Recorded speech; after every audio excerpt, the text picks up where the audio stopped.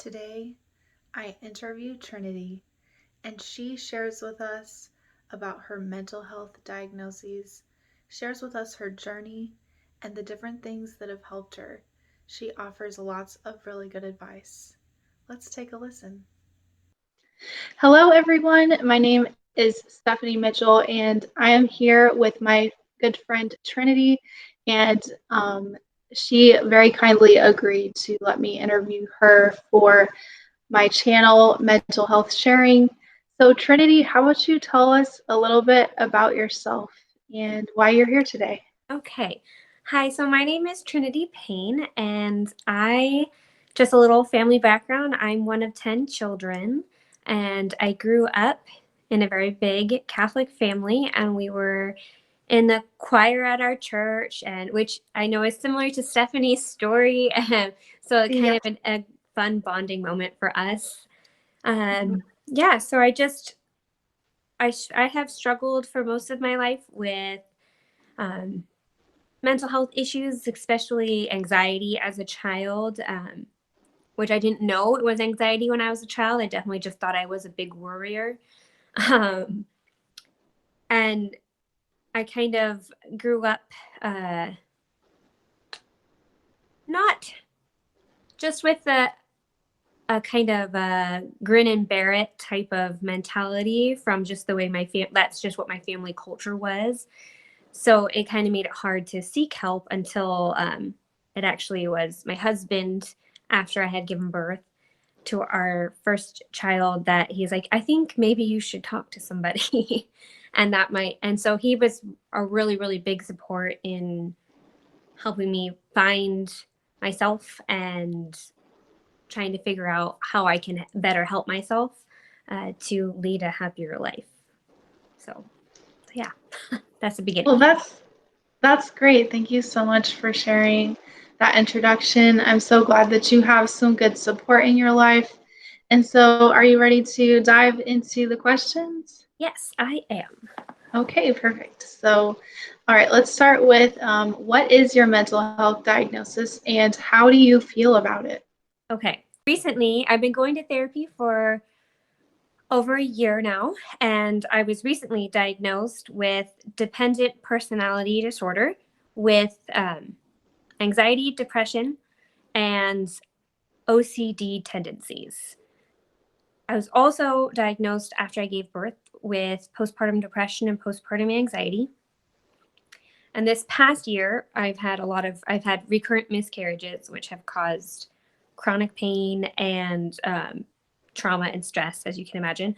So I have some symptoms of PTSD and PMDD, which is premenstrual dysphoric disorder, uh, Mhm. which means you have severe depression, anxiety right before you start your menses. But I haven't been officially diagnosed with either of those two from a doctor yet. We're still trying to do some more. A lot of those are, you can't like take a blood draw and be like, this is what you have. It's a lot of kind of Uh, talking it out and trying to,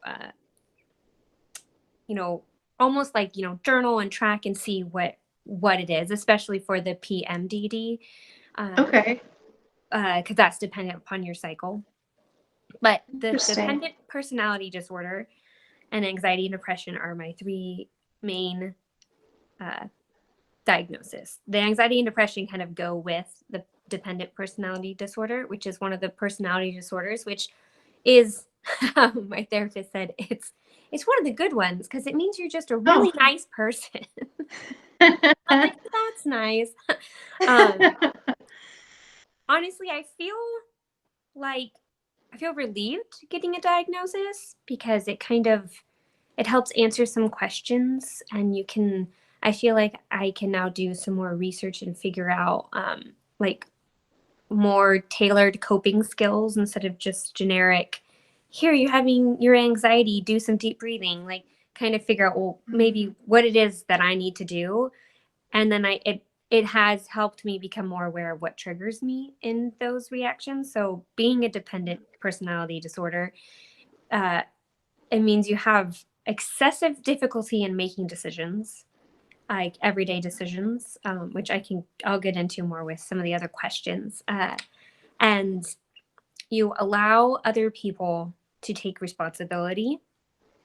Part of that, I know for me, is because I have a deep fear of being wrong. So if somebody else is responsible, then it's not, then they can't say that it's my fault. Mhm. Which isn't very Yeah, healthy for relationships, as you can imagine. sure. Yeah. But there's a few more things that go along with the dependent personality disorder, but a lot of it for me is having a hard time making everyday decisions, like what shirt I should wear. I probably contemplated for about 20 minutes if this shirt was going to be okay. Oh, well, it And looks great on you. thank you. You're It's welcome. things like, so it's more like the small decisions for me. Like, is this brand of toothpaste going to be a good brand? Is my husband going to like it? Or Oh, is he going to hate it? And then I made the wrong decision. So it's like, like, it's a lot of self doubt mhm. about those sorts of things, which leads to low self esteem, which causes lots of other anxiety and depression issues, which is why they kind of all go together. I feel like Okay. anxiety and depression kind of fit with a lot of mental disorders.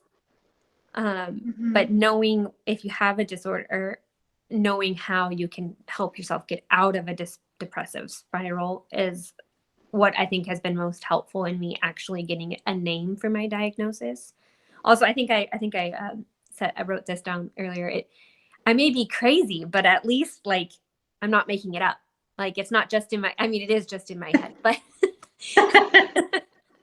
but like there actually is something that is a little bit off. There's actually a little bit of brain chemistry that hasn't connected the right way. So it doesn't make me feel like I did something to ruin my life. you know? Right, yeah, because it's not your fault, right? Right. So, yeah, that's great. It's amazing how a diagnosis can really change our perspective. Mm-hmm. Before you told me about it, I had never heard of dependent personality disorder, I but either. I that's hadn't so either. interesting, though. I definitely want to learn more about that. Some of those things that you mentioned sound like things that I struggle with too. So Yeah. that's really interesting because I also have anxiety and depression, and so I think I think this goes along with the next question, so I'll wait. okay, okay. So let's get with that next question. How has living with this mental illness, the three that you mentioned, dependent personality disorder, anxiety, and depression, how have those shaped who you are today? So personality disorders, from what I've been able to research, are developed due to childhood trauma. And I've always thought that was weird because I didn't feel like my childhood was traumatic when I was in it because, I didn't have anything super crazy happen to me, or at least I didn't think that I did. I was like, I had loved ones die. I had like, things like that. But I was like, that happens to everybody. So how can it be traumatic for me? But I think that part of that is learning that each person reacts to things events in their life differently, and trauma is not just something giant. It's not just, I can't even think of anything right now because my brain just went um It's but totally it's fine. not just, having a parent die or having another loved one die when you're a kid. Like trauma can also be small things. And I think having grown up in a large family where I was a middle child, and a very classic middle child syndrome of um, not necessarily being heard or spoken, like being afraid to speak up because you're kind of a peacekeeper and that sort of thing. Not necessarily that anything was a, a necessarily like strict abusive or anything like that, or intentional abuse, I should say. Mhm. Um, because I know I can take a step back now as an adult and look back and like, I know my parents were doing the best with what the tools that they had, and they didn't necessarily have the tools that I have right now. If that makes does that make sense? That does make sense. Yes. So knowing that I did have some sort of trauma in my childhood that made me kind of grow up with this disorder, or develop this personality disorder. Um, Definitely a lot of it because I'm a people pleaser, and I that is kind of what a dependent personality disorder is like a severe people pleaser. You don't want to argue about anything because the other person's always right, because it's easier to let that person be right, because if you have to come up, if you disagree, then you have to back up your opinion. And it's so hard with this disorder, or at least in my experience, it's really hard to come up with my own opinion, because then I don't feel confident that it's the right one, because I'm so used to always allowing everybody else to be right. So a lot of the being an extreme people pleaser to like my own detriment, like where I definitely would just burn myself out trying to take care of everybody in my family, growing up and now with my little family unit, my husband and my toddler, where like, I gotta make sure I gotta make breakfast and the coffee and pack the lunches and all this stuff. And I'm like, I'm still learning how to not do that so that I can take care of myself. So, really more recently, I've learned how to do that. But I do, to put a positive spin on the people pleasing, having this, growing up this way has made me a very empathetic person. I can usually tune in to how people are feeling and respond accordingly. So, I had somebody tell me once that they always wanted me around when their mom was opening gifts because I react really well. Like, Oh, I react like super excited when I know the other person is really excited about the gift that they're giving, or things like that. yeah. So, and just even saying that, this is where the self-doubt of the disorder comes in, where it feels like it's really hard for me to admit when I have a strength, because it feels like, am I bragging? Am I being too vain? Like every decision and like trying to admit that I have good qualities is like, oh, but are they really that good? Like it always comes back to that. And that's where the depression comes in, because it's like, maybe you're not. And then you just, you go down that kind of rabbit hole. Oh, yeah. I know what that's like. Yeah. So, but I I was trying to think about this when I was thinking of this question, that there are some positive things that come out of it. Like I am really good at like reading a room and like Mm-hmm. knowing when not to talk about things or when to bring things up. It's just hard to say that out loud, that, oh, I am good at something. I don't know. Yeah. I don't know if you struggle with that with some of your depression, or just, it feels difficult to admit that, no, I have good qualities too. Yes, I frequently downplay my good qualities, and my husband is always telling me, like, you can do this, you can do all these things. And I always am doubting myself and Yeah. thinking, oh, no, like, it's not that much. I just have like a little bit of subscribers, and, I'm not doing that well. And he tells me, stop downplaying yourself. You're doing such a great job, and everybody starts somewhere. And I know that you can do a really awesome job with this. And yeah, because I come from that similar traumatic background with, like, people dying and different things like that, like you mentioned, and just kind of my home environment felt unsafe a lot. So I don't know. It's just kind of, I'm still learning more about how that affects me today. Yeah, so am I. I'm still learning that, with the learning how to better understand my emotions, because I think as a child growing up with that kind of Catholic, being in the choir too, you're kind of like in front of a congregation of parishioners, Yes. and you kind of have to learn that, oh, the red light is on, always good behavior. And and doing that a lot throughout your childhood, it's hard to turn that red light off. And just even Oh, like, yeah.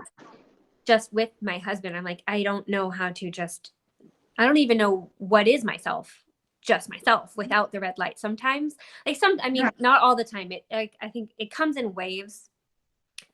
But that is the hard part of learning how to feel my emotions, because I don't even necessarily know how I should feel them, other than crying. I'm a real good crier. Me too. There was a long time, there was a period of years where I didn't let myself cry at all, and I was just totally emotionally stopped up, but now I cry frequently, so. Yeah, no, I do too. And I always feel so much better after I cry. It's like Me all too. of that release of that energy. It's like, it's either that or kickboxing, and I don't have the stamina for kickboxing. I don't do kickboxing either. Cardio is about as much as I do. Oh, yeah. Yeah. Running around after a dog and a toddler. That's about as much as my cardio is. Oh, But that's intense, I'm sure. no, it is. What are some things that affect how well you're doing So mentally? I'm still trying to really learn what my triggers are, that kind of what puts me in the spirals. A big one is lack of sleep, but but not just sleep, but like restful sleep. I can sleep for like 9-10 hours sometimes, not very often. But when I Yeah. do that, it's not necessarily like it's not always connected, because I wake up a lot in the middle of the night. Sometimes I have nightmares, or that's a PTSD symptom. That's why my Yeah. therapist is trying to see other things that I might have. Um, and so like when your sleep is broken up and you can't like get good quality sleep, it does affect a lot of other areas of your mental wellness. So that is a huge trigger for me. Is I don't always prioritize sleep like I should, and I know that I could do better. I do know there are some things that help me sleep better, but some of the other triggers are arguments. I do not handle arguments well, or just my husband's not a conflict person either. So Uh-huh. we're like, we never really argue. We're just more passive aggressive. Oh no. So it's, but like, but my dad is loves to argue just to argue. Like, it doesn't even necessarily have to be his actual position or feeling. He just likes to debate. He's a debater, and like that's just how Sure. he is. So I hate arguing like at all. Even if No. I totally am like confident and I know what I'm talking about and I believe what I'm saying, like no, I don't argue about it. You can be right. It's just you can do it. Because I know Oh, that being argumentative like just fills up all of those unworthy feelings, that low self-esteem comes back up, because I'm not a good debater, because I stumble over my words. I'm just like, because I don't enjoy it. Like there are people like my dad who just super enjoy that um debate, and I just can't. I'm like, no, I don't want to. No, even if it's good things, I'm just like, I can't do it. um yeah.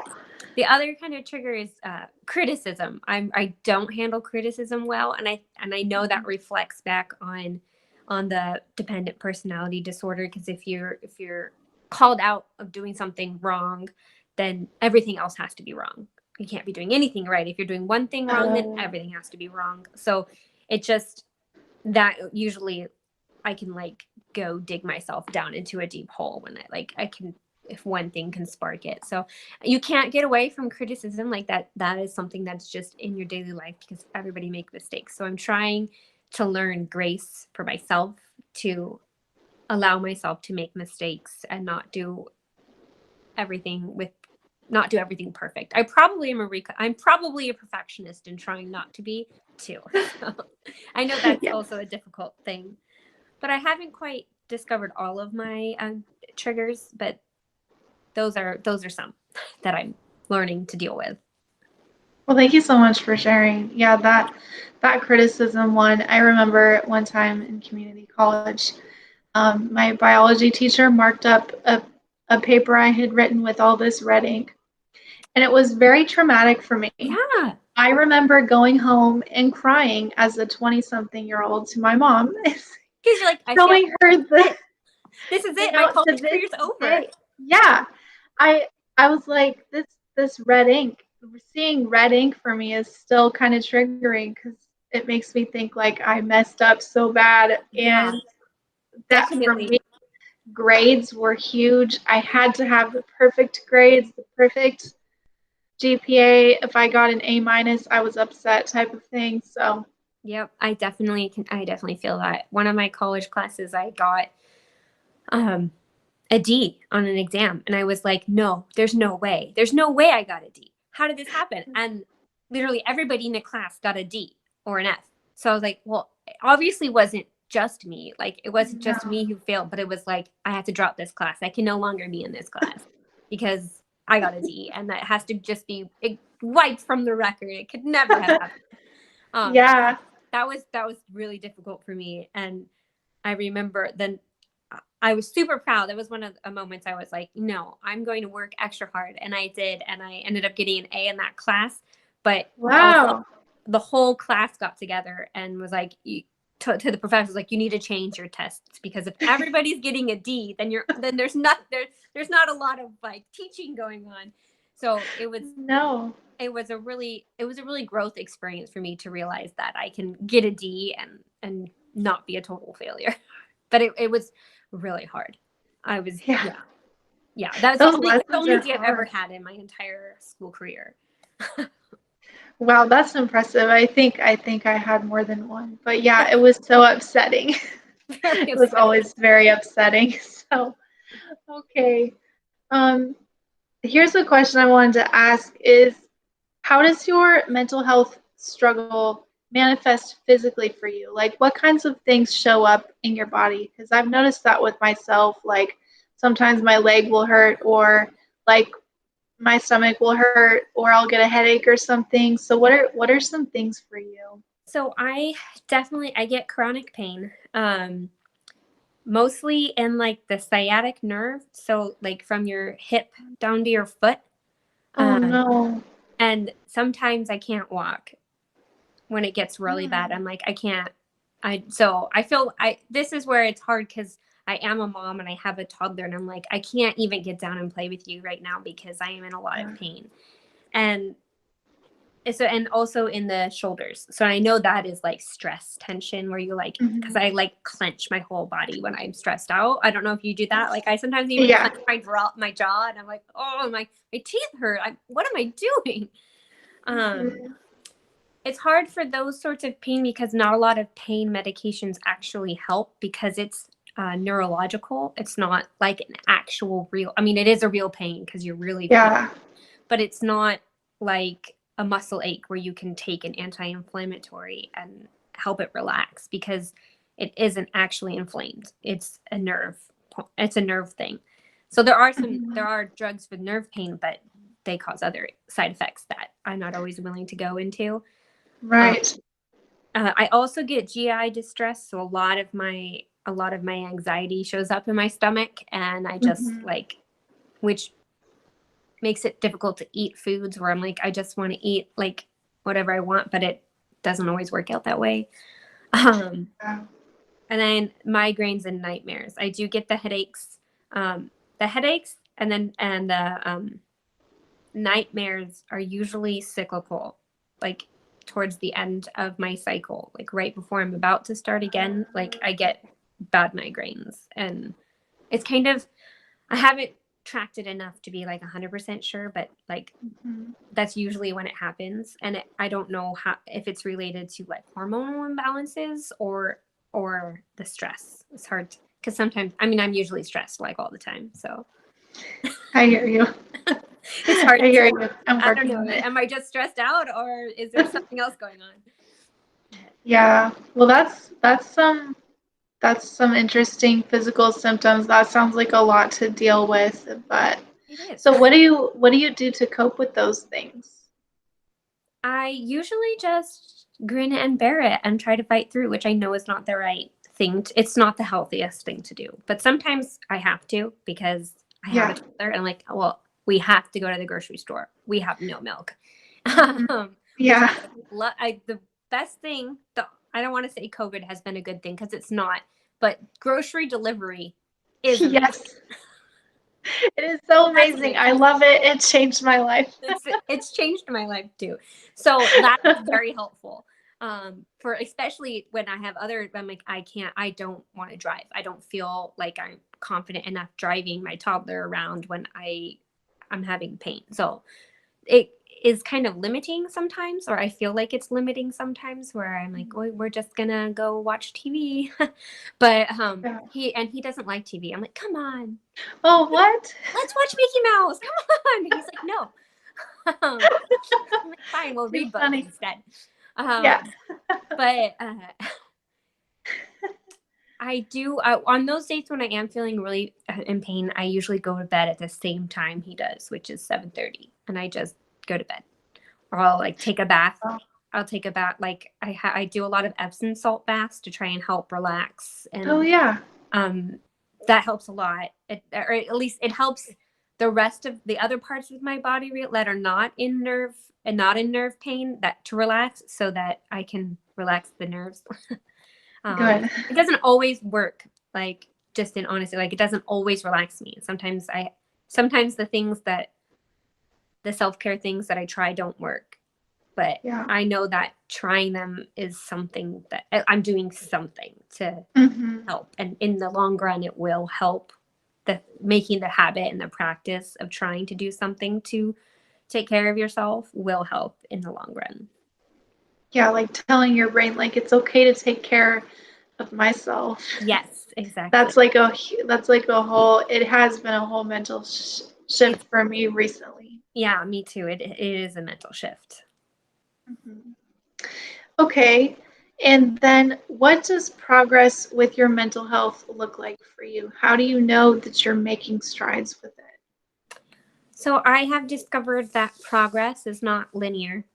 Um, it feels Mhm. kind of circular, but for me right now, just being able to admit out loud that yes, I have mental health issues. Yes, I'm working on them. Um, is a huge step forward, because I think last year I would never have admitted that I struggled. I would never have told anybody that I was having a hard time. Um, and it's huge that, well, look, here I am talking to the internet. Yeah. That's so brave. That's So awesome. it's, but it feels good to talk about it. It feels good to let other people know. And I feel more of an authentic person, as I'm not hiding that I'm struggling. And then people aren't assuming that I'm doing fine. And then because I don't know if you ever had that situation where you're like, people think that you're doing fine because you are acting like you're fine, and then nobody helps you because you're like, but I'm like, I need the help, and like, but you never asked for it.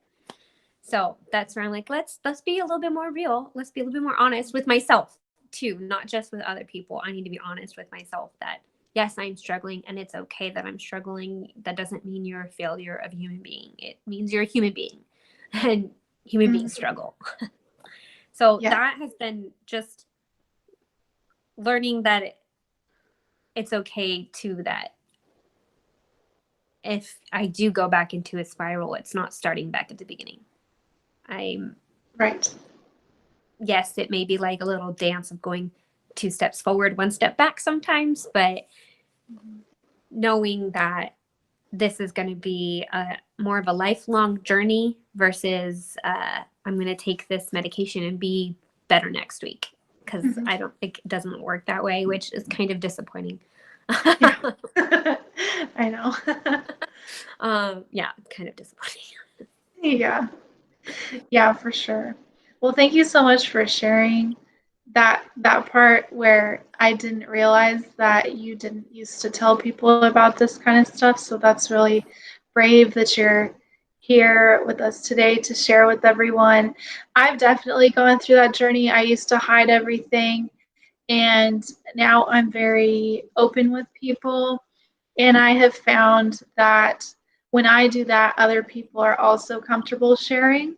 And I think that that helps to normalize mental Yes, illness. And it's like, it's normal. It's like a physical illness. It's normal to go through these things. And that's what yes, I'm trying to help people to not feel alone. And by you being here today, you're helping people to not feel alone also. So that's awesome. that's really important to me. Yeah. All right. So another thing, what are some physical things that you can do to support your mental health? Like, I know for me, some things are like exercising, doing light therapy, things like that. What does that look like for you? So this was one of the uh, one of the things I had to learn when I started going to therapy, that going to therapy wasn't going to fix it by itself. That, and also that I really wanted concrete things, like more tangible things to do. So I felt like I was being proactive.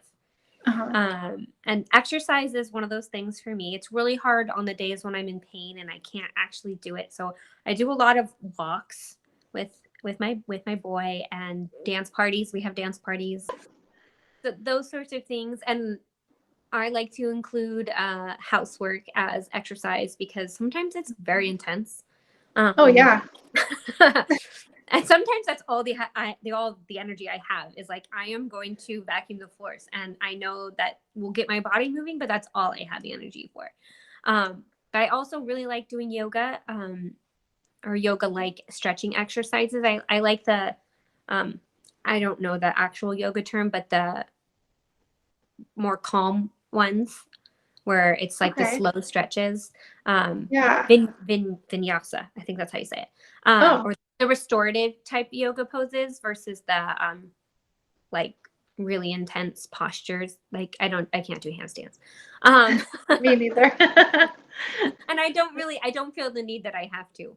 I also Yeah. really enjoy bar exercises, like ballet type Oh. exercises. Yeah. I used to do those a lot, and I would go to class like twice a week. This was like before I had a child. Um, and and I know that helped a lot in just feeling good about myself, feeling strong, and that sort of empowering feeling helps a lot with when you're having anxiety or depression, just feeling that you're capable of things. And I feel exercise does that for me. Um, Mhm. I don't do running. That I tried and it didn't work. Um, Yeah. but also other physical things. I do take, I don't know if this is the question, but I do take medication, Mhm. which feels like a physical thing. I am Yeah. taking specifically to help my anxiety and depression. And then I do some supplements too to help with my energy levels. I do Mhm. um, as directed by my doctor. I was always really nervous to just try a supplement because somebody on the internet said it was going to be helpful. I Yeah. feel like that's really scary to me, and I don't want to be like I take this, so you should too. Um, Right. Right. but I after talking with the doctor, they're like you should maybe try this supplement to see if it impacts. And it does. I take B12 supplements, and it helps a lot with the fatigue that I feel. So that helps me be able to do the Oh, exercise, which I know actually lightens my mood. Um, good. and Good. even just going outside, Yeah. like the fresh air is a huge thing for me. That's helped a lot. I even if I have to force myself doing something just for myself, like reading or listening to a podcast, and I'm really trying to learn how to not multitask when I'm doing something for myself. Like if I'm listening to a podcast, I don't have to wash the dishes. I can just listen. It does like I Yeah. can just listen. This is for me. And they're like 10 minutes, like 10-15 minutes. It's not like it's forever. But I'm learning that it actually is more restorative if I just do one thing and not try and do like, oh my gosh, I can fit in all of this self-care stuff at once. But that's not actually productive. At least for me, I have learned that that's not actually productive. I need to Yeah. try to do just one thing. So, like, I would try to do like a yoga exercise while, um, like, I had something going in the oven, and Uh, it didn't actually help me because I was so worried that I was going to burn something because sure. I couldn't focus on the breathing and the stretching, which I know would have been more helpful if I had just done that after I Yeah. had finished baking something. So it's like things like that where I'm like I'm learning that I should not multitask if I really want the self-care to be restorative. But yeah. That's such a good point. I really struggle with just doing one thing at a time. Like right now, so I never read the Harry Potter series growing up. So I can't I'm either. trying to I wasn't allowed to, but that's like a whole nother thing. I was allowed to, but I read the first two and then I got scared because I was Oh, okay. 7 years old, and I don't think Oh 7 years yeah. should be or I was probably 8. Like maybe you shouldn't be reading that, but like yeah. Then I just never got back to them. Maybe I'll read them too. Yeah. Yeah, you should read them with me. I'm listening to the audiobook, like I just find it on YouTube, but the thing I struggle with is I'm always doing other stuff while I'm listening to the audiobook. And then like I have this little book club thing like with my husband and my cousin, like on a video call. And it's so funny. I guess it's not really funny, but like they'll be like, "Yeah, so Stephanie, what was this chapter about?" Or like, "What happened? What how did you like it?" And I'm like, "Oh, you know what? I don't really remember that much about it because I guess I need to only listen to the chapter or read along with it or something because Yeah. I'm like off doing something and I Yeah. have it playing in the background. It's like it doesn't work for me. I don't know why. Yeah, no, that I have the same struggle with audio, like audio things too. Like I can't, if I want to actually hear it, I can't do anything else. Which then I'm like, Yeah. well, so I shouldn't listen to things because then I'm not being productive. That's where like my the Yes, mental health struggle comes in, like that need to I be know. productive.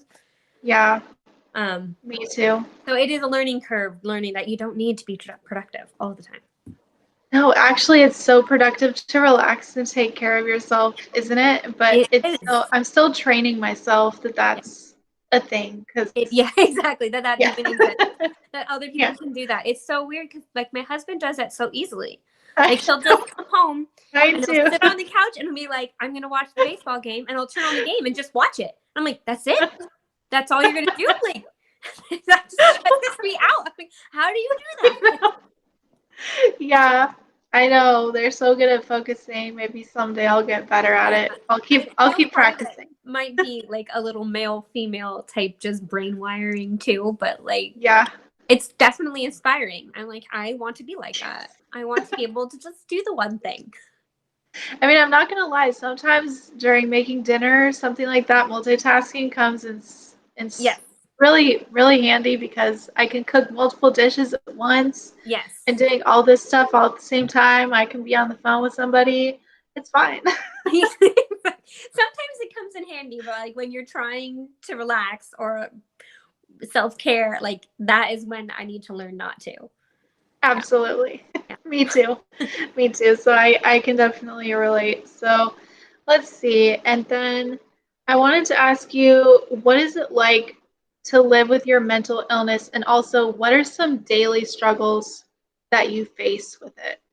I think a lot of it, uh, just like living with this disorder, I feel confused a lot of the time because I feel like there's a lot of mixed messages of mostly from myself. Like I feel like my brain lies to me a lot, where it's like I have these expectations of myself and I can't meet them because they're impossible.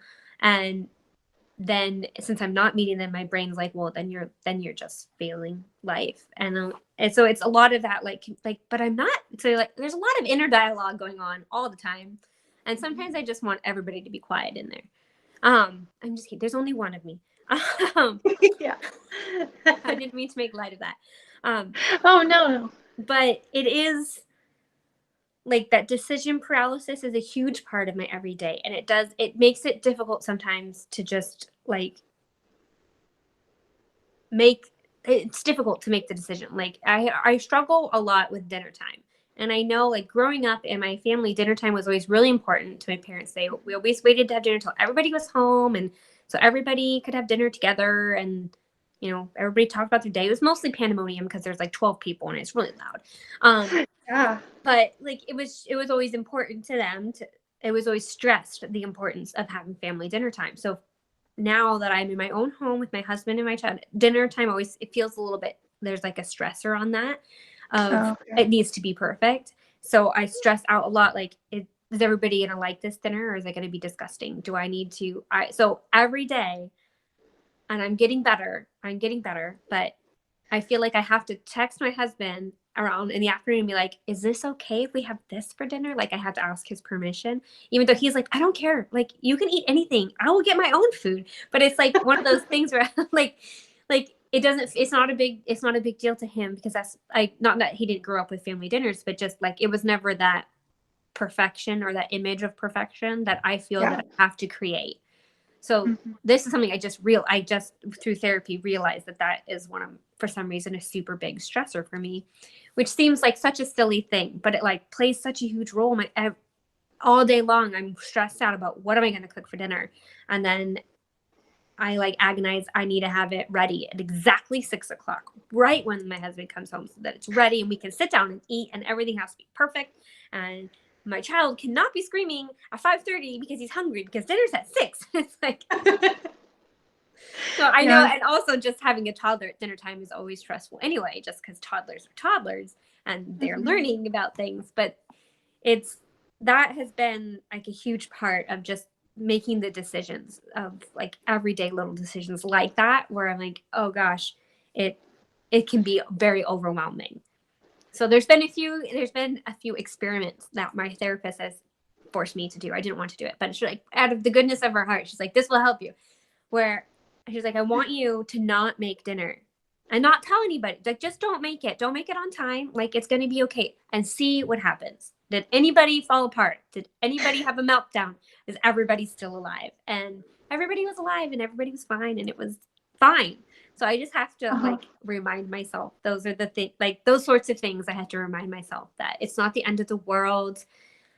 Do your deep breathing. Like, your husband's not going to leave you if you don't have dinner at 6. Like, those are the thoughts that come across, like those like intrusive Oh. OCD type thoughts. Like, so I haven't been diagnosed with, I don't actually have OCD, but I do have some traits. So those intrusive thoughts where like, if you don't do it exactly this way, your husband will leave you.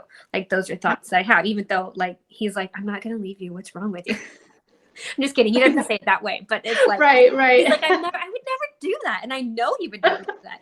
So it's just, those are the kinds of, that's what it's like living, where it's like struggles like that.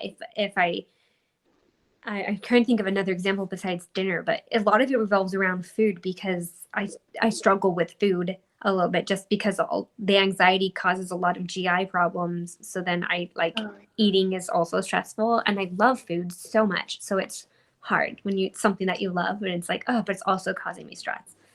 Um, I think some of, so those are some daily struggles, but another really big daily struggle for me is, I have a toddler. So it's hard. I can't always take the time to process the emotions or the feelings, because there's a tiny human that's depending on me. And mhm. so I'm trying to find that balance of not pushing things down like I used to when I was a child, just like hiding all of the emotions, like Yeah. you're perfectly fine and normal and nothing's wrong with you, versus like completely falling apart and not being able to take care of my child. So Yeah. I'm still trying to walk that line, because I want to teach him. Part of my motivation in getting help in the first place was I want to teach him to have, to be able to regulate his own emotions, and to teach him that emotions Right. are things, and like they're important and part of our lives. So I'm trying to be proactive in letting him see me struggle and see me work through the struggle, so that he can then know that it's okay if he ever feels bad. It's Yeah. hard. Yeah. He's only 2, so his whole world is himself. But Uh-huh.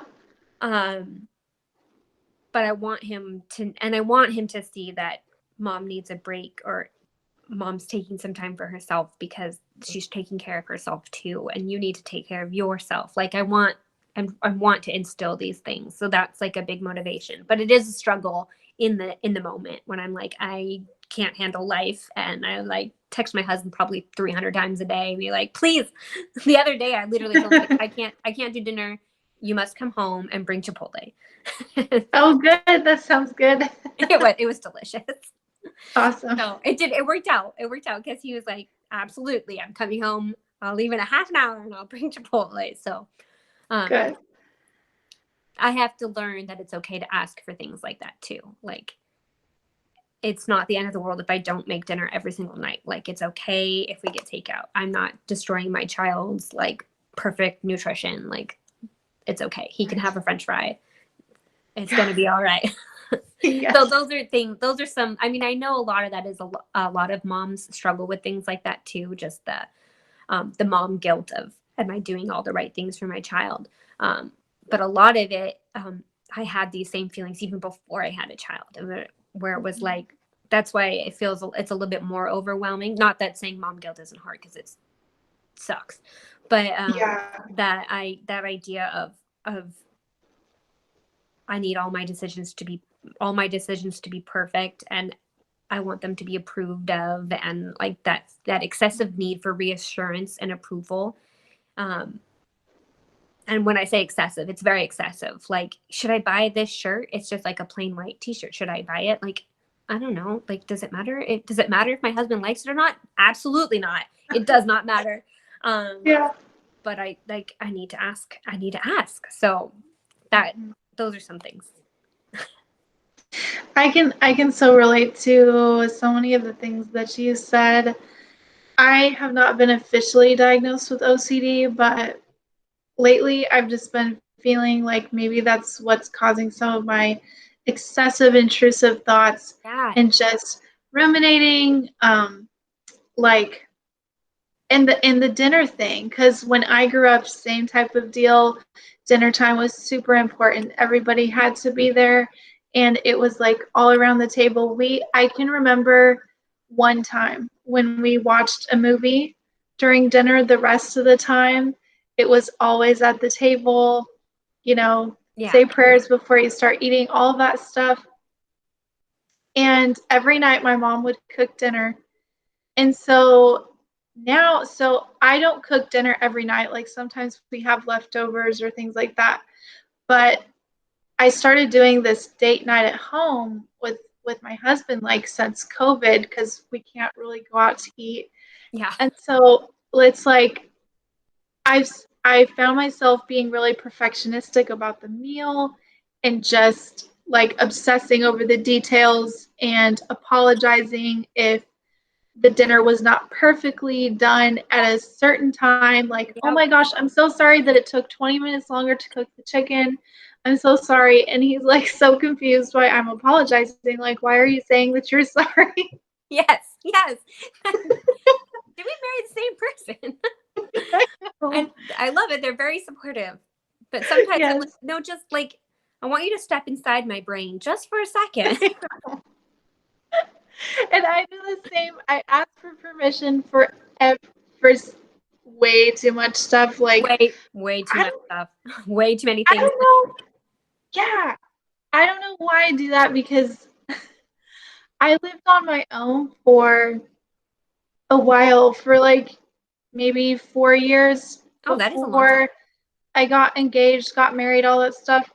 So I lived on my own. I was a very independent person, and then I feel like I got married and I somehow reverted back to some kind of dynamic that I had with my Yes. dad or my parents or something. I don't know what happened to me, but I just I still struggle with checking on everything. Like, is it okay if I, like you said, the shirt, like, do you like this? Are you sure you like this? Anytime I get new clothes, yeah, but are you sure? Like, I Yeah. don't know. I feel guilty. Like everything's dependent on someone else's opinion. Yes, exactly. That it like everything. And it really kind of it makes it difficult to be independent. And like Yes. even though you want to be, but there's that need that no, I have to ask first if it's okay. Like, Yeah. I mean, we just moved across the country and we had to book a hotel. And it was Hmm. like I had to ask permission. I was like, "Do you like this hotel?" I'm like, "It's all hotels are the same. There's really not that big of a Yeah. difference." But it was like, "Do you like this one?" Like I couldn't just let's just book it. I Yeah. had to ask like 25 million times. Like it wasn't just you just Hmm. ask once. It was like you got to keep asking because you still feel like maybe they're lying. Maybe they're not being maybe they really hate it and they're not telling me the truth. Yeah. It's So like, yeah, it's a daily struggle when you like worry that, and then the intrusive thoughts are really hard because they kind of like make you, they kind of freeze you. I'm like, oh my gosh, no, mhm. I like. There was a couple times when I'm driving, and it was this really strange thought of like, if I don't grip this steering wheel super tight, we are going to fly off the road and we're all going to die. And like, it's Oh like, so yeah. you're like this, and then you drive like this, and then you can't see because you're freaking out. Um, Yeah. and like those kind, like that makes it kind of scary. Hmm. Like, Yeah, it is scary. Yeah, sometimes when I'm driving,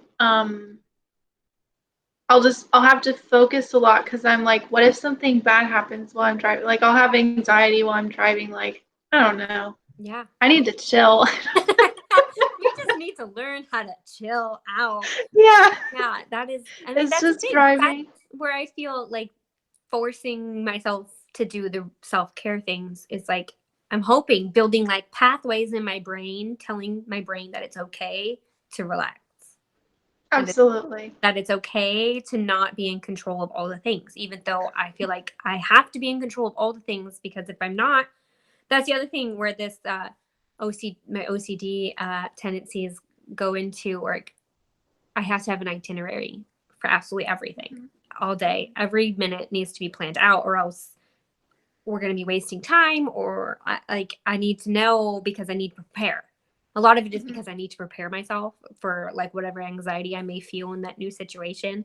Um, which is so funny because my husband and his family are not like that. Where like Still we here? go on and they're like normal people. um, like we went on like on vacation, and Uh-huh. they're like, oh well, we'll just figure out what we're gonna do when we get there. And I'm like, no, I need to know Oh. now. I need to know right now what we're gonna do 3 days from now. Yeah. Yeah, because it causes me so much anxiety to not know. So that's been a little bit of a struggle where I'm learning. I'm trying to learn to let go, and my husband's trying to learn to plan. Yeah. So where we can kind of both meet in the middle of uh, that sort of stressful. 'Cause for me, it's stressful. For him, it's like I'd rather not plan because then I'm I know. like, but it's just so much better. Yeah, cause my husband and I are the same way. I love to plan. I love to know even how like a Sunday's gonna go. Yeah, Like what are we planning on doing today? Even though we're gonna be home, whatever, relaxing. Like yeah, I want to know because I want to know what I need to obsess and be anxious about. I think that's what it's really. yes. My husband said that to me the other day, where he is like, "You don't need to plan your relaxing time." I'm like, "Yes, yes, I do." Yes, I do. Or else I can't relax Or else because I I'm gonna can't be relax. worried. I'm gonna be Right. worried about how the day's gonna go. Yeah. I I'm like, don't know. again, it comes back to like, no, I need to know because I need to know how much time I need to make dinner later. So I need to know, like, what are we doing? Mhm. Anyway, so that's another daily struggle. Yes, and my husband doesn't really care about planning stuff out, and I'm so routine and by the book. And then if something happens like out of place, out of routine, sometimes I can get really upset, like It's out almost of control jarring. upset, where it's what? It's like jarring to your reality. Yeah, it's like no, but I thought that we were gonna do this tonight, and then it doesn't happen, and it's like a crisis when it's really just Yeah, like this everyday whatever. It's like, yeah, for me, it's a catastrophe. yeah, and then you get kind of mad or like almost resentful because like, no, you said we were gonna do this, and now we're not doing it, and I ah, counted on it. yeah, I And for psyched them, it myself wasn't up. set in stone. It was like, oh, yeah, it's just, I just don't really feel like doing that. It's like, but we do this all the time. Yeah, It's just, yeah. I, yeah, I hear you for that. So, all right. So, what was being diagnosed like? Like, how did that make you feel? What did it do for you? It was definitely a relief to be given a name. I think being able to name an issue helps get control over it, if that makes sense. Like being to Mhm. name uh, what it is that's triggering you, then you can kind of control how to get away from that trigger or how to cope through the trigger. Mhm. So getting a diagnosis was similar to that. And it was definitely a different process than I thought getting diagnosed was, because getting diagnosed with uh, other medical issues is usually, I don't want to say it's a simpler process because sometimes it's not, but just like there's a physical thing they do. They like draw your blood or they get an X-ray or Yeah. whatever, and it feels a lot more of a abstract process. It's very Mhm. maybe abstract's the wrong word, but it's Like intangible uh, or tangible. Like it is like if you have this in your blood, then you have this and this such and such yeah. disorder. If you this shows up on your X-ray, you have a broken bone. Mhm. Where like with a mental health uh, diagnosis, it feels a lot more loosey goosey. I don't have a real word for that, but it feels like, because a lot of it depends on how much you're willing to share with your therapist for them to Yep. really help you. So I think it Hmm. took a while for me to get a diagnosis because I wasn't used to sharing what I was feeling, and I didn't even Hmm. know how to describe what I was feeling. Um, Yeah. so it took longer than I thought it was going to take. I thought it would be like, all right, 2 weeks in, this is what I have. This is going to be great. So it doesn't Hmm. work like that. Bummer. It's such a bummer. Um, so it took a long time for me to feel comfortable enough with my therapist to really understand what I was trying to say, for us to get a proper diagnosis or an official diagnosis. And Mhm. uh, basically, where she just kind of read through the disorder in the DSM, like the big thick handbook psychiatrists Yeah. have, and she's like, I want you to just think about each of these symptoms, and then at the end I want you to tell me if you related to these or if you didn't. And like every single one of them, I was like, yep, yep, yep, do that all the time, yep, yep, yep. So it's kind of like, oh wow. Which is hard because you don't want to just go get your own copy of the DSM and be like, I have all of these Yeah. disorders, because you'll definitely just have everything in there. Oh, Because sure. like Yeah. I know I would, I'd be like, yeah, I have this and that problem, because you have all the problems, everybody has all the problems. um but it was, so it's so helpful to go through it with a therapist or a psychiatrist who really understands like the diagnostic criteria of how to actually get an official diagnosis. um so it was such a huge relief to be like, I'm not really crazy. Like, I didn't make this up. Right. This isn't, I'm not just seeking attention. Like, I think I No. used to think about myself, where I'm like, oh, I'm making this such a big deal. It's not really that big of a deal, but it is a big deal because it's hampering my everyday life function. Like, Absolutely. that is a big thing. That's not insignificant. So it was a great relief to actually get a diagnosis, because and now I feel I can do some research and work with a therapist that specializes in personality disorders and trauma, and try to help like get more personalized coping skills that are tailored to what I struggle with and how I react and stuff. So That's really good. I recommend getting a diagnosis if you think there's something wrong. Sometimes there isn't a whole diagnosis. Sometimes it's just Uh-huh. you are struggling with anxiety over a certain life event, but you should still get help. Um, That's great advice. yeah, Now, this is kind of an interesting question because I think we don't like to talk about these kinds of things, but there is a stigma surrounding mental health still. Like I think we've come a long way, but it's still there. I still have one, mostly from other people. yep. So what is a common stigma that you face?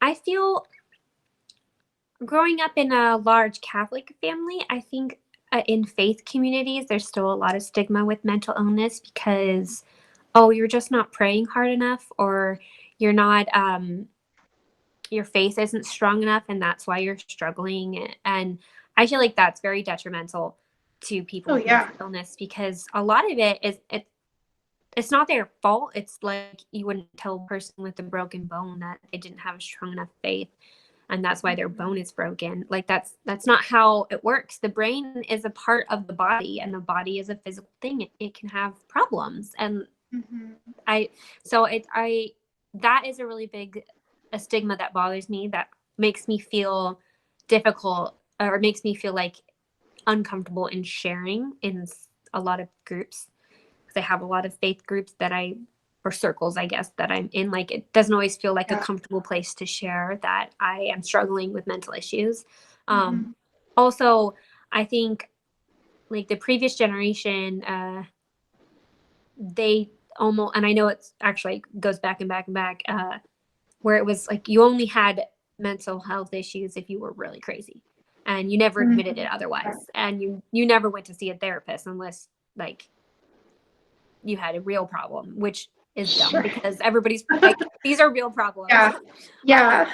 so I think, and they, I think of my parents, and they got handed down that mentality from their parents, and then they hand it down. And I want to not hand it down. I want to be like, no, Right. these are real problems, and these are valid feelings. And I, so it is difficult to sometimes, or I always feel a little bit uncomfortable sharing with my family sometimes. Not Mhm. all, I mean, I have a brother who's a psychologist. So it's like weird where like Yeah. I can definitely talk to him, but like some other Mhm. people in my family, like a lot of the extended family, like I would feel uncomfortable sharing that, oh, I'm in therapy because I don't want them to, it feels like, I don't want you to think that I'm crazy and can't take care of my child. Where it's like, no, I'm doing this so I can take better care of my child. Um, Mhm. but I think there's still a lot of people out there that don't see it that way, where they don't see it as you're trying to take care of yourself. They see it as, no, you're just crazy and you shouldn't be. Like, I think I'm Right. running over my words, but I think you understand what I'm trying to say. Yeah, I do understand. And I've heard that a lot too, where you just need to pray harder. How's your prayer life? Yeah. And it's frustrating because, yeah, I pray a lot. Like, I grew up Catholic as well. I'm still Catholic, and this is a very big part of my life. It's Mm-hmm. not like God loves me less or something because I didn't pray hard enough one day. Or um, someone told me once growing up that unless I said this certain prayer a certain way, that all of my days that I had lived were pretty much wasted because I hadn't said that prayer. Wow. And that's not really a great view. No, that's not helpful either. Also, yeah, no. No, that was just part of my growing up that I'm kind of realizing is not really helpful. And then another thing is medication for me. Growing up in a household where medication was mostly frowned upon, not taken to the doctor, like try to solve everything yourself or do things a supernatural way. Not supernatural, but um, it came out wrong. Hypernatural. Like Hypernatural. hypernatural, yes. Hypernatural where medication is frowned upon, but because of medication, I am for the first time in 17 years not having seasonal depression in the fall. So I think That that is anybody who huge. that's so huge, and anybody who thinks that that's bad maybe doesn't really care that much about me because it's the only thing that's really made a huge Yeah. When I difference. started medication last year, so I've been on an anti-anxiety med for a whole year now, and I it's made a huge difference. Like, I've also had a lot of traumatic things happen this past year, so like I'm waiting for a year when there isn't constant trauma like this year has been. 2020 has been like crazy. But it made such a huge difference in just that everyday functioning of like, I'm not having an anxiety attack today. This is amazing. Where I'm not like, it has helped so much. But it is really difficult to share with people that, oh, I'm on medication, because if for some reason it's like seen as you're less than because you can't cope without it. I'm like, no, that it's just, it doesn't make any sense to me that you would like think less than of medication for a mental illness versus medication for arthritis or Yeah, something like that, where it feels so weird to me, where it's like you can take a pain med for um whatever, and but you can't take an antidepressive medication so that you can function. Like, it blows my mind all the time. yeah, it does. It does for me too. So yeah. Okay, so one last question. What is one thing that you would want people to take away from this interview today? I would like people to see a therapist. And I think because I struggled so long with thinking that my problems were too small to that I didn't need help, outside help, because my problems weren't that big a deal. Other people had it worse than I did. But everybody is going to have, there's always going to be somebody who has it worse than you. You're never going to be the worst person. You're never going to have all of the issues. Like, somebody is going to have it. But if your problems are affecting your daily life functioning, it's so important to get help outside of yourself. It doesn't necessarily have to be a medical health professional, but like talking to people about your issues is like a huge thing. And it took me forever, like almost 30 years to feel comfortable doing that. And I also like don't wait until a tragedy hit your life. I didn't actually start seeing a therapist until 2 years ago, and that was right at I gave birth and I had really really bad postpartum depression, and Mhm. that was like a tragedy. Like it felt like, Yeah. when you're suicidal and you're like, you Yeah. don't have to wait until it gets to that point to get help. You can get help before you get there, even if you don't think you'll ever get there, which I never thought I was ever going to be suicidal, but Yeah. hey, it kind of sneaks up on you sometimes. Um, Yes. but just no matter how small you think your problems are, you still deserve help. And I think that is a huge hurdle that I am still trying to overcome.